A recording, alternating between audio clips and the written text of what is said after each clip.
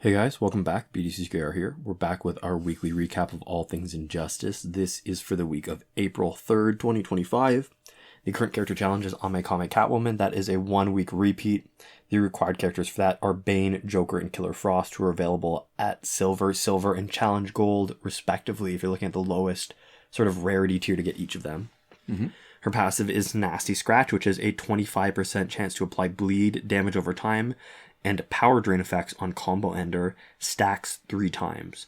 She's got 1,200 attack, 1,400 health, was last available on March 21st of last year. Okay. So she's got good high stats. So, all right, so Catwoman. On the one hand, she's as fast as all the Catwomans. Has bleeding damage over time, which is the type of damage over time we like. And it's not just on her Combo Ender, but it's also on her Special 1. And, you know, they say it stacks up to 3 times. That's great. Her Special 1 bleeding stacks like regular damage over time. Yeah. But, so here's the problem. That passive, it sounds great. It's just not that useful. It really doesn't move the needle for me. Do damage over time Combo Ender. You get a free one when you tag in, often. But Combo Ender triggers maybe otherwise half the time. Mm-hmm. So maybe more, maybe less, a little bit, not much difference. Then you only get a 25% chance to bleed. It ends up being like 1/8 of a chance of bleeding with each tap combo. By the time you trigger it a second time, there's a good chance the first one has already finished. Mm-hmm. So in theory it stacks. In practice it doesn't. And there feels like there's a pause after her Combo Ender, making it hard to do a second tap combo immediately or even to block. So that kills more time. Mm-hmm. So when we first started using her, you see the passive. I think the temptation is always to try to leverage the passive, right? To take advantage of it. Yeah. And so we use the Quake engine to prolong the damage over time to give us a better chance of stacking. Still super hard to do. So what we've actually taken from this, so instead of actually triggering the damage over time effect on our first freebie Combo Ender, and the reason you can do that is because her tap hits, which usually are shorter range for people, they're actually really well ranged. So even Master's Death Card doesn't shove the opponent far enough to not be able to reach them. So you get a free tap combo and the Combo Ender. But instead of when you get the arrow to swipe once for a Combo Ender, if I see that, it feels like it's more effective to chain it to a special. The opponent almost never blocks that. You get a free unblocked special that you don't have to time properly. And I think that actually works better. You'll see in the footage right now. Yeah. And I will be the first to admit, I used to hate that her Special 2 doesn't do damage over time. It's the reason why she gets full damage, full value for her Special 2 instead of reduced damage like almost everyone else whose Special has a secondary effect. So if you compare that to Arkham Knight Catwoman, who is our favorite Catwoman, who does damage over time, our Special 2, it's reduced by 25%. And the reason why we like her so much is because it's reduced by less than the usual 50% reduction. Mm-hmm. However, what you're seeing now is the setup with her third gear is Claw of Horus. And I like this so much better. She doesn't have anyone else in her universe, so no one else who has specific synergy with her. When you play her like this, I've come to really appreciate the fact that she's got 2 specials. Yeah. I can choose to do damage over time if I want, to bleed out somebody like, say, Batman Ninja Batman, who is got reduced damage but is still vulnerable to bleed. Red Sun Green Lantern, again, same thing. Mm-hmm. But when you face a Blackest Knight Flash team, you have the option of doing a decently strong Special 2 and no damage over time, so you can sort of have the best of both worlds a little bit. Yeah. She's still not my favorite Catwoman. As far as Gold Catwoman goes, Arkham Knight Catwoman is really the best. Mm-hmm. Her damage over time not rinsing and the amount she can do with Arkham teammates is spectacular. Yeah. But as a straight up specialist, she's not awful. Because her Special 2, it can knock out opponents with more than just the last hit. It's got multiple hits, each doing a decent amount of damage. You can choose to do damage over time if you want. And there's an easy in with that chaining of her entry combo to a special that just makes her fights pretty easy. She's effective. Mm-hmm. So there we go. We are 49 weeks since the end of the cycle and when stuff started to change. So we don't really know what's going on right now. But we expect next week to be Arkham Knight Harley Quinn based off of the pattern that it's been on for a little while. And then... And the store. Yeah, Hint. in the store. That's true. Or extra hints. Yeah. And, by 15th of May... We'll see something. We'll get information one way or another to see what the cycle might look like. Right. Hopefully, even before then, if they surprise us, right? But that's true. Then we will definitely know. That's the late deadline. Yeah. Right. This week's multiplayer reward is Blackest Night Doomsday. His passive is Dark Momentum, which is well tagged in. Doomsday special attacks build up over time to deal a total of 2 times damage. He's got 1,050 attack, 1,400 health. He was last available on the 12th of September of last year. All right. And if the pattern holds, next week should be Ares, or if the more recent pattern holds, Ares might be one that gets skipped. Yeah. Because we've had 2 skips recently after years of no change. And if it's skipped, it would be Master's Death Card. So we're expecting Ares or Master's Death Card next week. Right. So, Blackest and Doomsday, what do you say? Good stats. More of it's in health than we like, but still decent high stats. His passive literally gives a 1/3 boost for every 7 seconds he's in play. And it's not 7 seconds after the fight starts. It's 7 seconds after he's on the screen. He has to be on the screen fighting. Yeah. His passive means that you're going to have trouble making him the star of your team.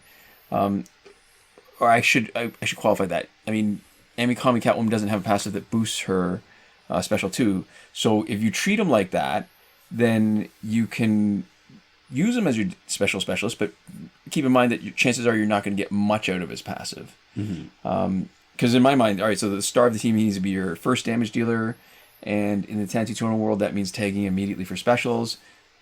So nothing's going to happen for the first 7 seconds, and you see with the in-game clock with the teams, a lot of the fights are over before you hit 21 seconds. Yeah. So like all Blackest Night characters, Doomsday gets much better being on the same team as Blackest Night Hawkgirl. Her passive that revives Blackest Night teammates makes him a little more tanky, so he has a better chance of surviving the 21 seconds you need for his passive to fully kick in and double his special damage. Yeah. And, so then there's that sort of decision you need to make, right? Do you give him gears to get to his specials faster, or do you make him more tanky so that he can survive long enough to take advantage of his passive? Yeah.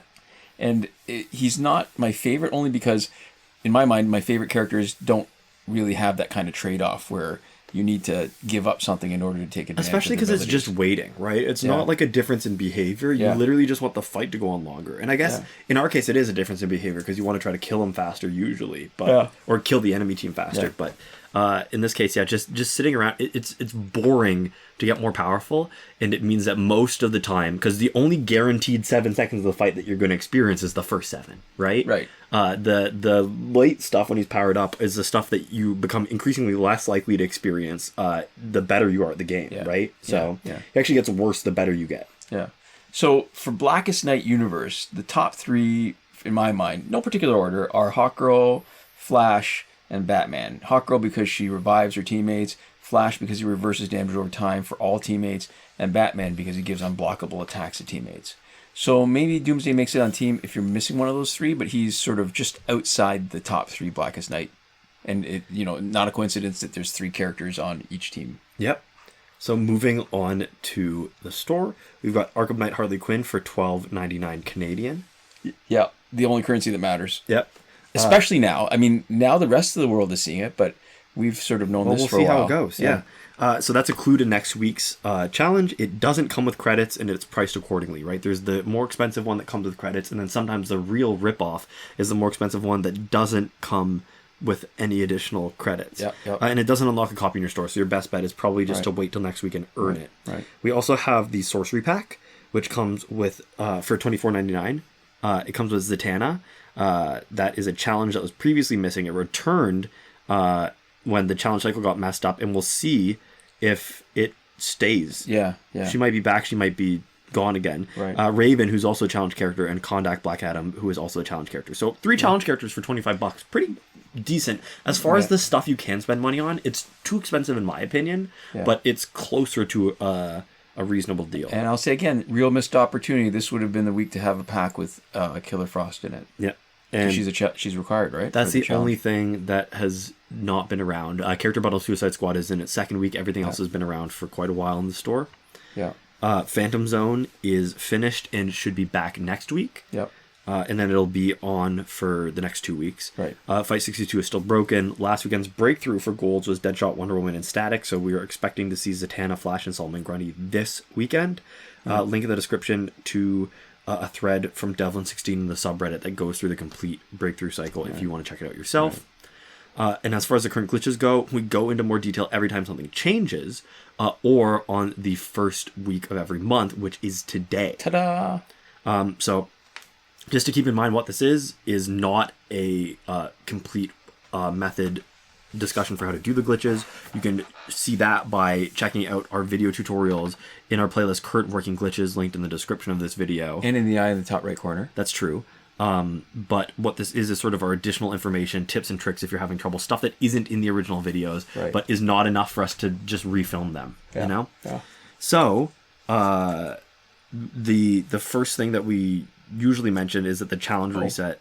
First thing we usually mention is that we're Android. That's true. Yeah, we're Android. So we're Android only. And actually, no, because it's the first of the month, we do it in a bit of a different order. Yeah. Yeah. So starting off with the not working glitches, this is stuff that you could do at one point or that you might want to do that we don't have any way of you doing right now because it's harder to look for a negative, right? So there is no working glitch for power credits that we're willing to endorse anyways. In Season 6, Episode 9 of our P&Q and CNA&T, we talked about a power credits glitch that involved having 2 devices being logged into one account.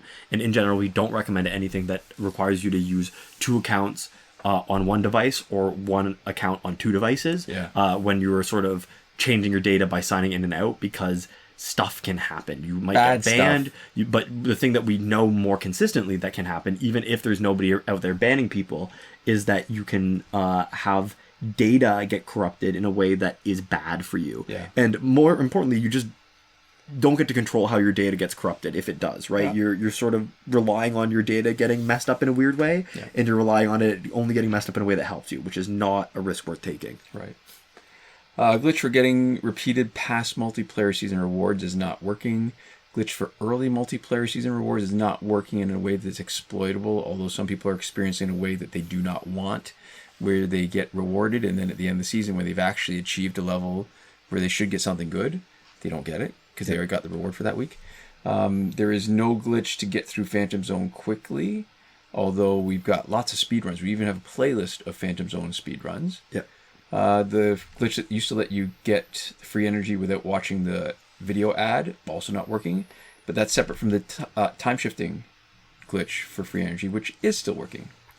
Moving on to the working glitches, the glitch to let you play Phantom Zone repeatedly was still working most recently. And the challenge reset method that requires Google Play Cloud Save is still working, confirmed on Ame-Comi Catwoman. They're basically the same glitch, right? So you'll reset progress on both if you reset progress on either. So that's our best indication that Phantom Zone reset is still working, and a reminder to only reset progress when you're willing to on both. So, and here's one of the little nuggets that we don't explicitly say, although if you're doing watching the video tutorial for it, you should be able to get this right. The 2 most common problems people are having is either 1, the cloud doesn't appear, which means you're actually disconnecting from the internet too early, so you got to wait a little bit longer the next time you try it. But 2, the opposite problem, the progress remains, and that's because you're disconnecting too late. Because the steps in what happens when you start Injustice after clearing app data is Google Play Cloud Save downloads, and then the server save downloads.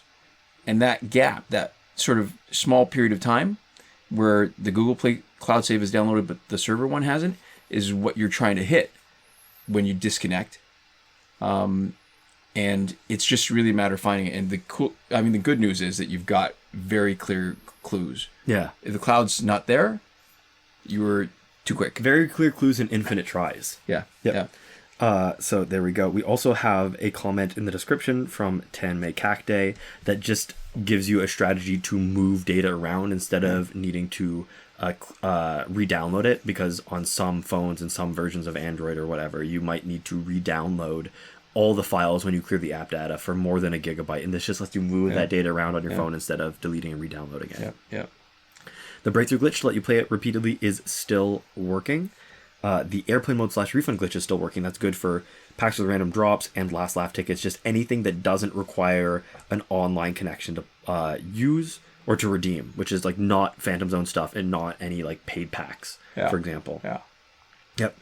Time shifting still works in Android for unlimited survivor play and energy recharges. So that's just, shifting forward, getting the time advantage. And then the important step is shifting back when you're done to the current time. Right. So that it doesn't mess with any of the timers or like time-based events. Because the way we've done all the time shifting has always been with the internet disconnected.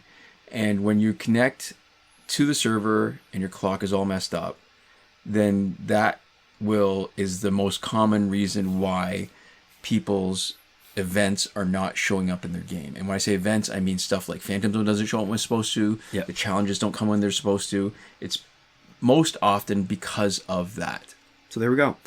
And in between the not working and working glitches, on sort of a technicality, we have the promotion glitch. So that's the glitch where you can promote characters that are still locked. It hasn't had the right conditions since update 2.14, so it's not testable, it's not usable, it hasn't been for years. But the conditions have never been present while the glitch has not worked. So it's always worked when the conditions are around. Right. So we are putting this in on a technicality mostly because we can, right? Initially, it was more of just in case it comes back, and the longer it's been, it's more of like a joke now that we just can. Yeah. But also, on a more serious note, if it ever comes up, it was often not usable for very long. The conditions were only right for a short amount of time. So your best case to ever get an opportunity to use it, on the very, very minuscule chance that it does come back, is to already know about the glitch and already know how to use it, so that when you see the conditions, you can use them.